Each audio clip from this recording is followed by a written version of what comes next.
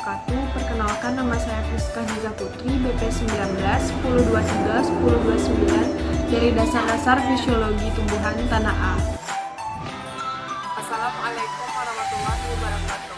Perkenalkan, nama saya Prima Pozihat, BP 19 1023 1042 dari kelas Tanah A, Dasar-Dasar Fisiologi Tumbuhan.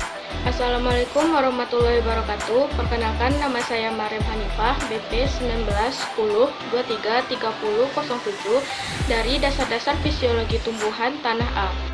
Assalamualaikum warahmatullahi wabarakatuh. Saya Adila Mahdia LC, BP 19 10 23 3001 dari kelompok 8, kelas praktikum Dasar-Dasar Fisiologi Tumbuhan Tanah A.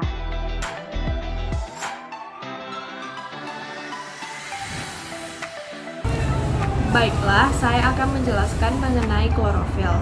Klorofil atau zat hijau adalah pigmen yang dimiliki oleh berbagai organisme yang berperan dalam proses fotosintesis. Klorofil itu sendiri terletak di tilakoid pada kloroplas. Fungsi klorofil. 1. Klorofil berperan dalam proses fotosintesis. Yang kedua yaitu klorofil memberikan warna pada daun tumbuhan. Yang ketiga, klorofil membantu menyerap cahaya matahari untuk proses fotosintesis. Yang keempat, klorofil mengubah karbon dioksida menjadi karbohidrat.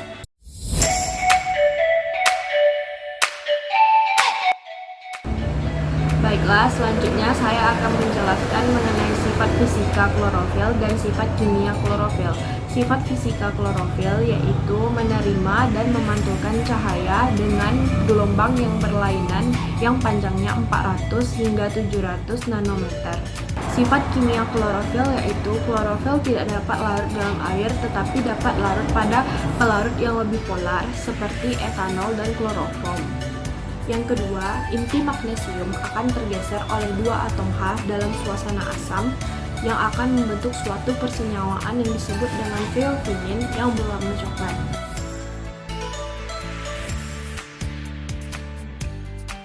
Di sini saya akan menjelaskan jenis-jenis pigmen warna, pembagian serta fungsinya masing-masing. Jenis-jenis pigmen ada 3. Yang pertama itu ada klorofil, antosianin, dan karotenoid. Yang pertama itu ada klorofil. Klorofil biasa dikenal dengan zat hijau daun yang sama seperti namanya, itu memberikan warna hijau pada tanaman. Di mana klorofil ini terbagi menjadi 2, yaitu klorofil A dan klorofil B. Klorofil A itu menyerap spektrum cahaya merah, ungu, dan biru dalam fotosintesis, sedangkan klorofil B menyerap cahaya jingga dan biru serta memantulkan cahaya kuning dan hijau dalam fotosintesis. Yang kedua itu ada antosianin, yang merupakan pigmen yang dapat memberikan warna biru, ungu, violet, magenta, merah, dan oranye pada bagian tanaman. Contohnya itu pada buah, akar, daun, serta ditemukan di vakuola. Yang ketiga itu ada karotenoid, yang dimana karotenoid ini dibagi menjadi 2, yaitu karoten dan xanthofil, di mana karoten adalah pigmen yang menyebabkan warna kuning, sedangkan xanthofil juga merupakan pigmen kuning pada daun dari jenis karoten yang berfungsi untuk menerima cahaya matahari. Fungsi masing-masing pigmen tersebut, yang pertama ada klorofil yang berfungsi dalam metabolisme seperti pertumbuhan dan respirasi yang berperan dalam fotosintesis. Selanjutnya yaitu ada antosianin yang berfungsi sebagai antioksidan. Selanjutnya itu ada karotenoid yang berfungsi untuk menyerap cahaya untuk proses fotosintesis dan untuk melindungi klorofil dari kerusakan akibat cahaya.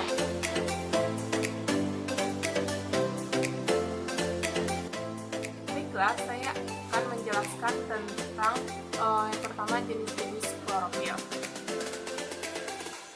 Jenis-jenis klorofil terdiri dari 4. Yang pertama yaitu klorofil A, terdapat pada tumbuhan autotrof, menghasilkan warna hijau biru.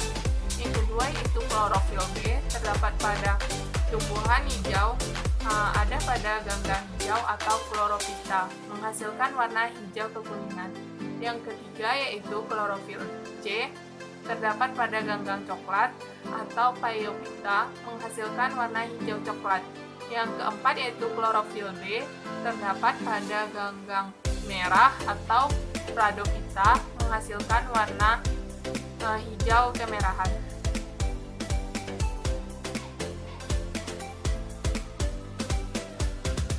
Baiklah, yang kedua saya akan menjelaskan tentang faktor yang mempengaruhi pembentukan klorofil. Yang pertama yaitu faktor pembawaan.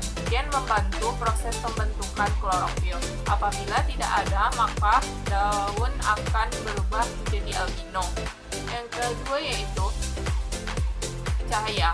Apabila kekurangan cahaya, maka daun akan berubah warna menjadi kekuningan, menunjukkan gejala dari klorosis. Yang ketiga yaitu oksigen. Yang keempat yaitu temperatur. Temperatur yang baik yaitu kisaran 30-40 derajat Celcius. Suhu idealnya sekitar 26-30 derajat Celcius. Yang kelima yaitu air. Apabila kekurangan air, maka klorofil akan mengalami degradasi. Yang keenam yaitu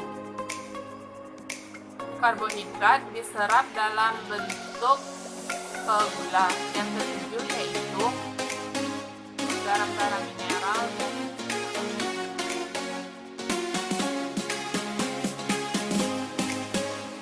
Baiklah, di sini saya akan mencoba menjelaskan tentang teknik deteksi klorofil secara kuantitatif maupun kualitatif.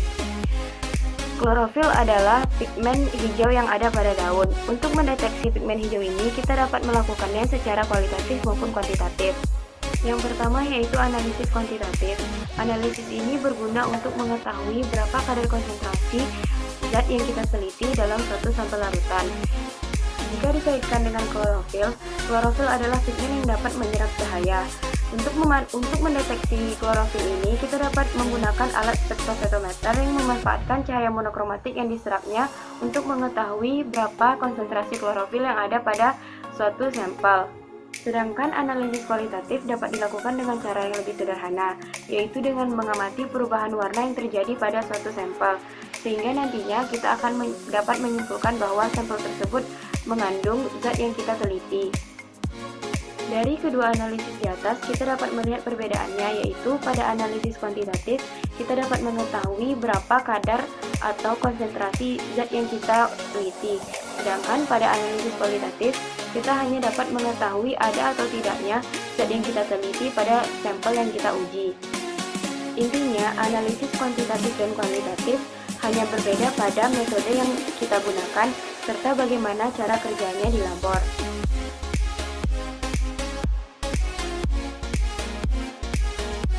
Selanjutnya itu ada penjelasan singkat mengenai spektrofotometri, di mana spektrofotometri ini merupakan salah satu metode dalam kimia analisis yang digunakan untuk menentukan komposisi suatu sampel baik secara kuantitatif dan kualitatif yang didasarkan pada interaksi antara materi dan cahaya.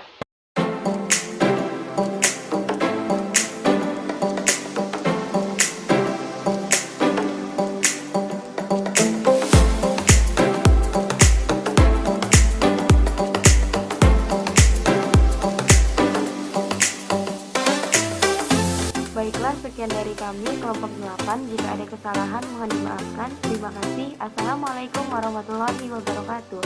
Jangan lupa di like ya.